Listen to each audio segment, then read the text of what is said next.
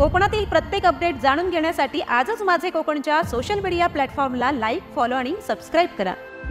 समुद्राच्या पाण्याजवळ गाडी नेणे एका अतिउत्साही पर्यटकाच्या चांगलेच अंगलट आले आहे। भाट्टे समुद्रकिनारी थार गाडी एका पर्यटकाने थेट समुद्रकिनारी घातली आणि गाडी वाळूत रुतली। पौर्णिमेच्या भरतीच्या पाण्याचा अंदाज न आल्याने ही घटना घडली आहे। थार गाडी समुद्राच्या वाळूत रुतल्याचा व्हिडिओ सोशल मीडियावरती चांगलाच व्हायरल होत आहे। स्थानिकांच्या मदतीने वाळूत रुतलेली थार गाडी अखेर बाहेर काढण्यात आली।